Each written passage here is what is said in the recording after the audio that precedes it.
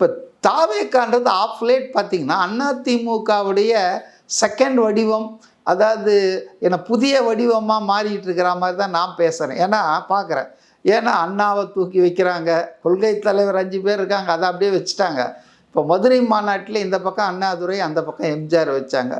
கேட்டதுக்கு என்ன சொன்னாங்க? வெற்றி வாகை, வாகை சூடும் வரலாறு திரும்புகிறது 67, 77, 2026நாங்க. இப்போ சுங்குவா சத்திரத்தில் நடந்த மீட்டிங்கில் எம்ஜிஆருடைய பாடலையே வசனத்தையே சொன்னது மட்டும் இல்லை, அதே போல் அண்ணாவை பற்றி ரொம்ப புகழ்ந்தார். அண்ணாவினுடைய அந்த இதில் இருக்கிறோம், அண்ணா குடும்பத்தை இவங்க என்ன பண்ணாங்க, அண்ணாவை மறந்துட்டாங்க.